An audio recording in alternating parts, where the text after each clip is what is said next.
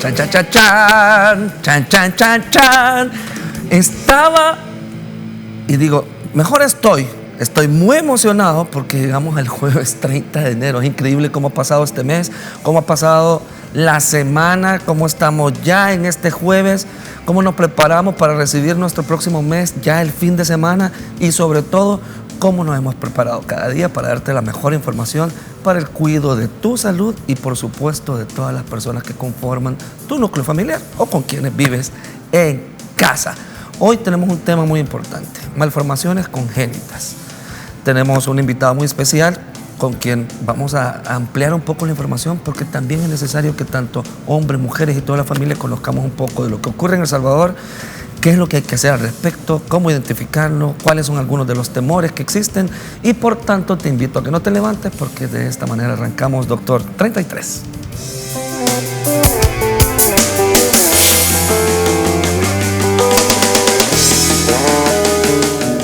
Bueno, como lo mencioné, en esta mañana nos acompaña y es un honor para mí presentarles y poder conversar en esta mañana con la doctora Sandra Carolina Mena. Ella es ginecóloga obstetra y también especializada en el área de ultrasonografía. Doctora, adelante, por favor.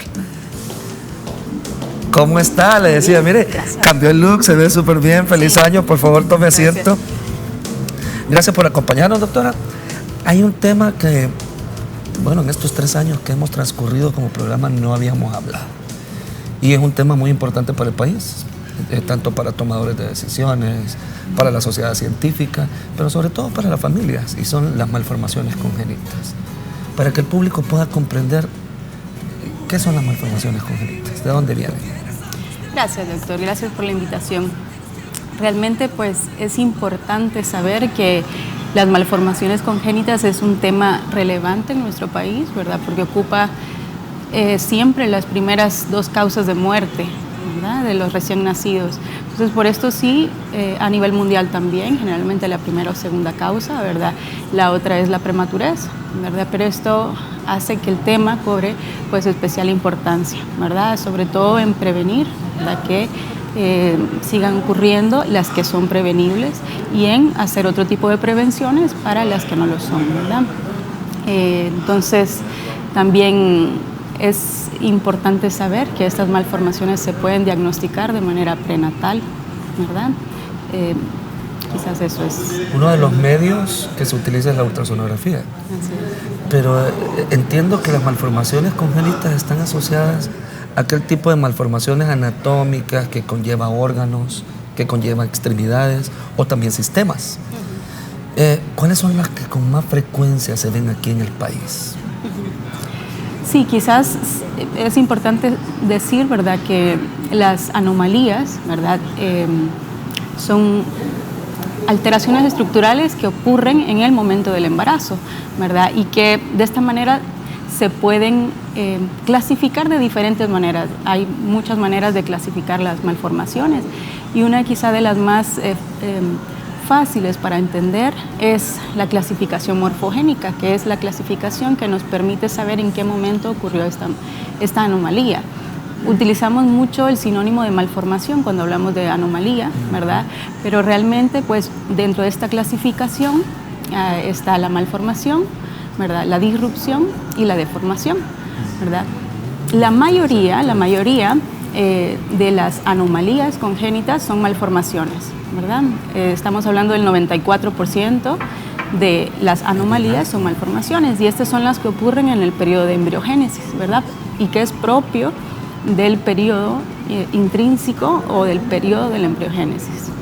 Estamos hablando entonces de situaciones que afectan desde el momento en que ocurre la fertilización, la fecundación, luego la formación del embrión, y luego también puede ocurrir ya en etapas en etapas grandes, o sea, Exacto. en etapas avanzadas del embarazo. O sea que no está exento ninguno de los periodos del embarazo. No. Hay muchos temores. Bueno, y quiero recordarles, 2559-3333, completamente en vivo. Pueden preguntar, dudas, temores. Aprovechemos que está la doctora Mena con nosotros. Muchos temores sobre anomalías congénitas están relacionados al uso de medicamentos durante el embarazo, algunos antibióticos, la ausencia de algunos micronutrientes, hierro, ácido fólico. Pero pareciera ser que eso no es lo único. Es decir, hay muchos factores que podrían determinar el aumento de riesgo de la presencia de una anomalía congénita. Así es, ¿verdad? Las malformaciones congénitas o fetales pues son multifactoriales, ¿verdad? Sí, definitivamente pues algunas de las causas son nutricionales, ¿verdad? Se menciona mucho la ingesta de ácido fólico en el primer trimestre y es importante mencionar que no solamente ahí es necesario, ¿verdad? Sino que necesita haber una ingesta preconcepcional, ¿verdad? 3 meses antes y los 2 primeros meses, y esto tiene que ver mucho pues con la prevención de las malformaciones del sistema nervioso central, específicamente el cierre del tubo neural. Estamos hablando de anencefalia, mielomeningoceles, encefaloceles, que son defectos propios del cierre, ¿verdad?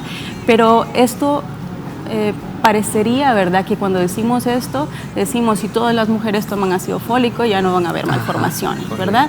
Y no es así, ¿verdad? Las malformaciones son multifactoriales. Esto quiere decir que en países donde el ácido fólico está en niveles normales dentro de la nutrición de las mujeres, ocurren también, ¿verdad?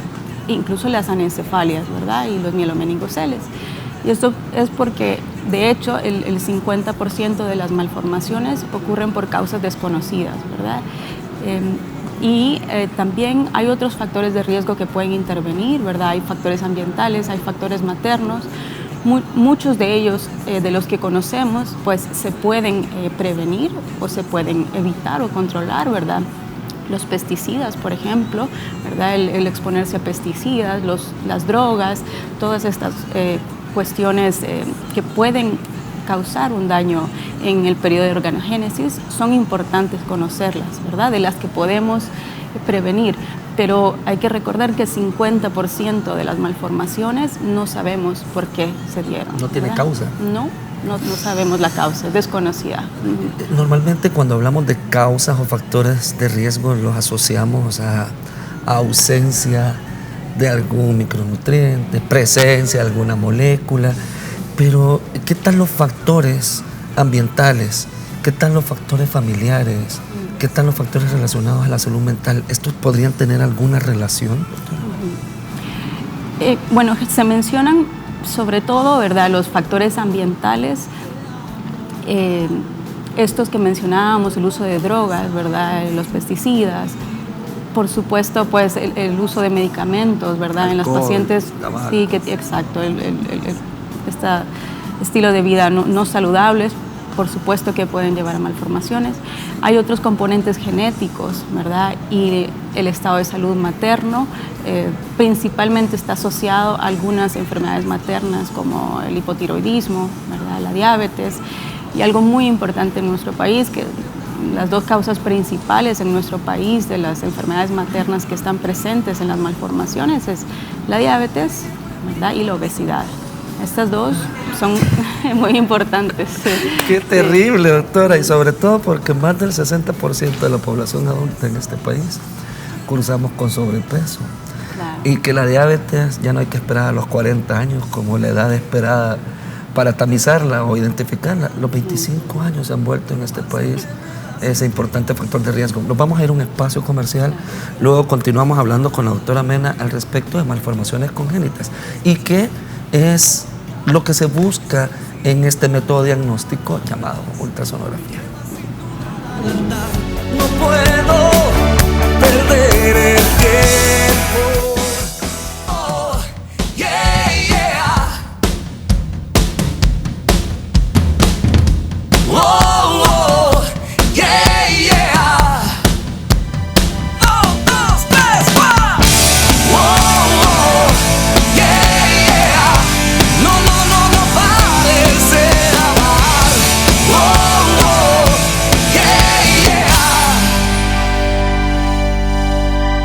No, es que qué barbaridad, la tecnología ha llegado al canal 33 porque siempre está en evolución y ahora está así como, ¿cuáles son estas cámaras tan chivas? Un día las van a ver ustedes.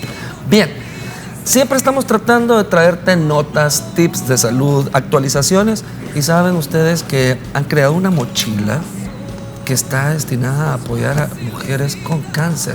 Me quedé así como, wow, tenemos que verlo y quiero compartirlo contigo. Vamos a verlo.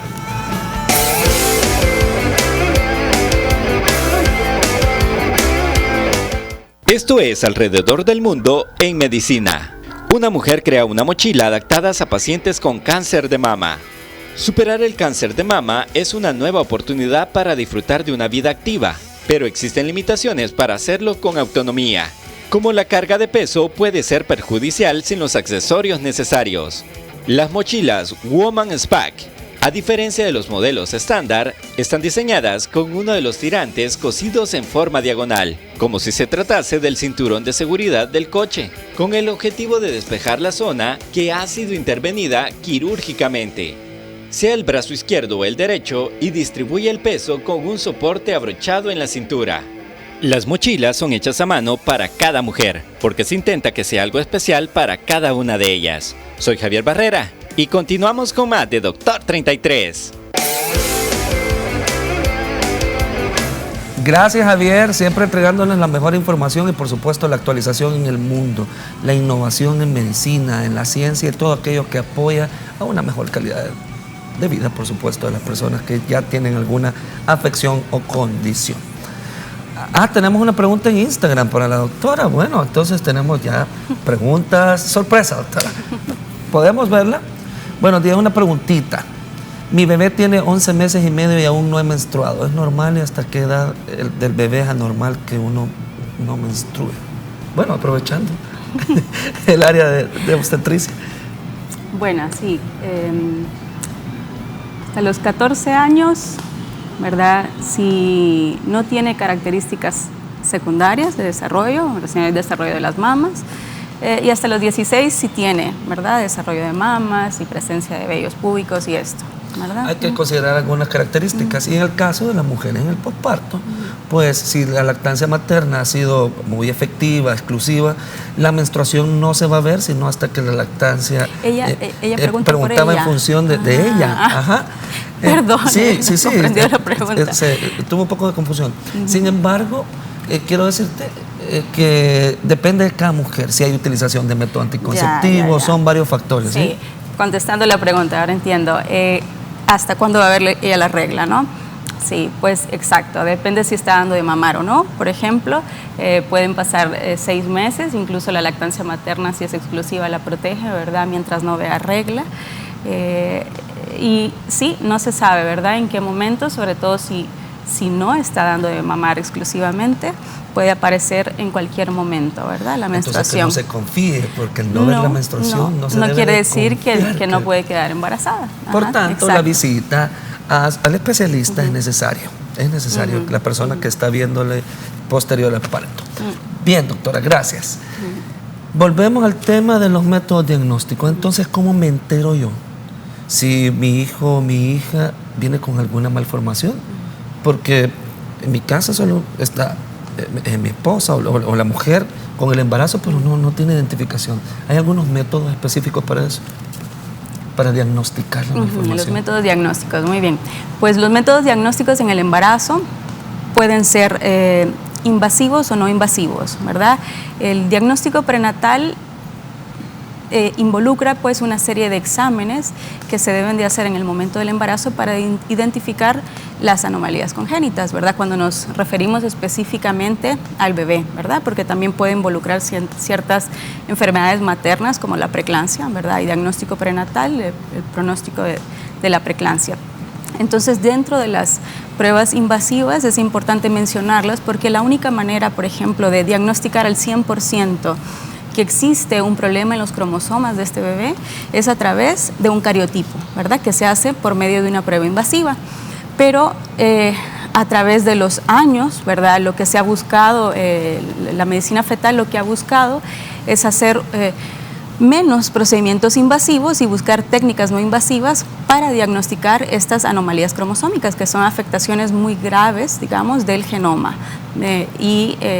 Entonces ha buscado otros mecanismos, ¿verdad? Dentro de ellos quizás es importante, muy importante mencionar la ultrasonografía, ¿verdad? Pero existen otras pruebas hoy en día que son pruebas serológicas, ¿verdad? Que se pueden hacer a través del DNA fetal libre. Quizás es lo más nuevo, lo más novedoso en cuanto al diagnóstico prenatal de cromosomopatías. Wow, ¿se está refiriendo a un examen de sangre? Sí, en una prueba, sí, simplemente. ¿Esa es nueva? ¿Ya está disponible en el país? Está disponible en el país, ¿verdad? Quizá lo importante es saber cuándo utilizarlo, ¿verdad? Y en qué pacientes.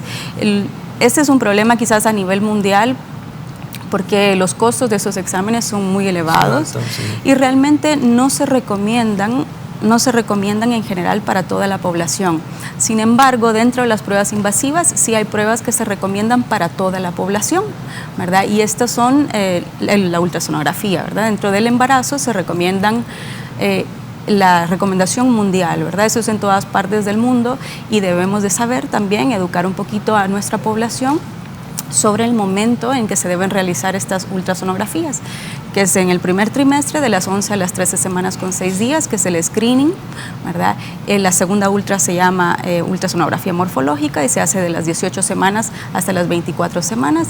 Estas dos son específicamente para buscar anomalías congénitas. La tercera ultra en el embarazo, la tercera que se recomienda es alrededor de las 32 a 34 semanas y es importante que la gente sepa que esta ultra no es para diagnosticar malformaciones, ¿verdad? Esta ultrasonografía se hace específicamente para ver el peso, la presentación, el líquido amniótico, la placenta. Si hay cordón o no enrollado, o sea, ya situaciones que puedan afectar el nacimiento. Y es importante que se sepa, ¿verdad? Porque muchas mujeres piensan, entre más me tarde, entre más grande esté el bebé, mejor va a poder ver el médico, ¿verdad? O incluso algunos colegas que piensan esto, ¿verdad? Y deben de saber que no, ¿verdad? Que para el diagnóstico de las anomalías congénitas hay momentos específicos que deben de adaptarse a estos momentos para diagnosticar óptimamente las malformaciones. Mientras antes me ponga en control, mejor. Exacto, esa es la importancia del control prenatal a temprana edad gestacional. Nos vamos a un espacio comercial y venimos con más información porque definitivamente hay que hablar, y si algunas causas son desconocidas pero otras son conocidas, ¿cómo puedo hacer para trabajar en la prevención? De eso estaremos hablando al volver. Eres experta en causarme dolor, tan solo un perro tras tu falda, soy una sombra que persigue tu voz.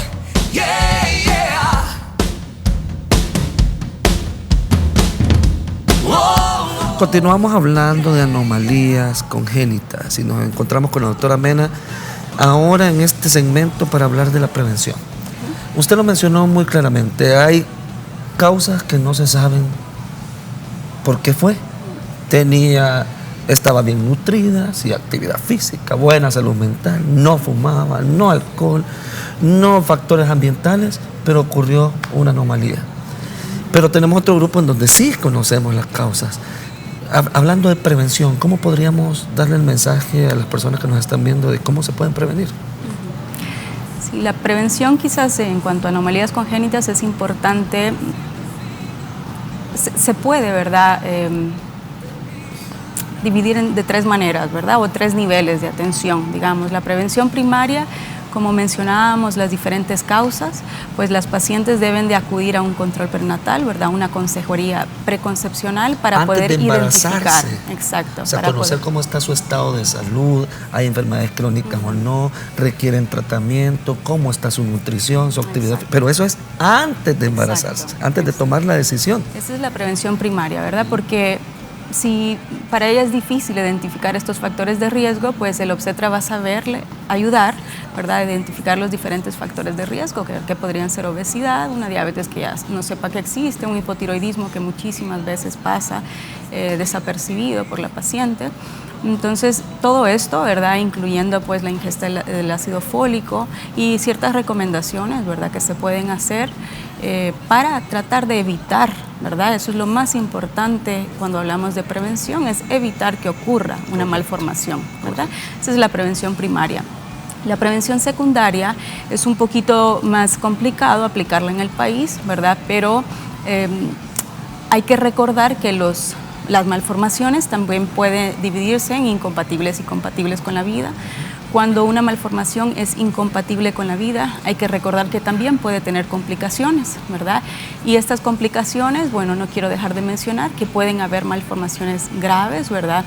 El polidramnios es una complicación que acompaña a muchas malformaciones como los anencéfalos, y esto puede dar una sobredistensión uterina, una dificultad luego para que el útero pueda contraerse, ¿verdad? Y causar una hemorragia posparto. Otra complicación, ¿verdad?, que ha ocurrido es que las malformaciones pueden dar partos distóxicos, ¿verdad? Y al momento, pues, de parir, que ha sucedido, pues se arranca la cabeza del feto, ¿no?, tratando de extraer estos. Entonces son malformaciones muy, muy graves, ¿verdad?, que una vez presentes en los países donde es legal la interrupción del embarazo, pues se hace tempranamente para evitar estas complicaciones muy, muy graves. En nuestro país, pues lo que podemos hacer dentro del contexto legal, ¿verdad?, es, una vez se identifican estas complicaciones, pues finalizar la gestación, obviamente con un consentimiento informado de la paciente, ¿verdad?, lo más pronto posible, porque sabemos, pues, que es un feto que no tiene una sobrevida o es no viable, ¿verdad?, extrauterinamente. Aquí también es muy importante mencionar los cuidados paliativos de estos recién nacidos, que muchas veces pueden vivir minutos o horas, ¿verdad? El acompañamiento que debe de haber. Para mí es muy, muy importante mencionar la salud mental, ¿verdad?, en este momento, todo el acompañamiento que debe de haber de este duelo perinatal que comienzan estas mujeres, y sobre todo, pues, al nacer este feto, este recién nacido, evitar, pues, procedimientos innecesarios, ¿verdad? Estos niños no tienen que fallecer en un quirófano haciéndole una cirugía innecesaria. Estos niños deben de fallecer en los brazos de sus madres, ¿verdad?, acompañados de sus padres. Y para esto tiene que haber mucha sensibilidad, ¿verdad?, en el personal de salud, en los neonatólogos, permitir el acompañamiento, ¿verdad?, de estos niños. Y bueno, de esto hay mucho que hablar, ¿verdad?, pero quizás, pues, para mencionar la prevención terciaria o el tercer nivel de prevención, es en aquellas malformaciones que ya existen. Existen cirugía hoy en día, pues un área que emociona mucho es la cirugía fetal, ¿verdad? Hay muy pocas cosas que se pueden hacer, pero muy prometedoras. Dentro de ellas es la cura del mielomeningocele, y todas las cirugías que se hacen a los niños intraútero, las diferentes procedimientos que se pueden hacer para disminuir un poco los efectos de estas malformaciones, ¿verdad? Doctora Mena, me parece que su mensaje ha sido fabuloso. Ha sido un mensaje enviado no solo a las personas que nos ven en casa, sino que también a la comunidad científica en este país. Tenemos que estar actualizados, tenemos que debatir sobre aquellos temas que tienen que ver con derechos de mujeres. Y bueno, este programa es precisamente para apoyar este tipo de acciones. Le agradezco toda la información que nos ha dado. Gracias por la invitación. Chicos, chicas, señores en casa, nos vemos el día de mañana. Hoy descansen. Bueno, traten de descansar, vayan a comer después con la chilena y nos vemos mañana. Chao.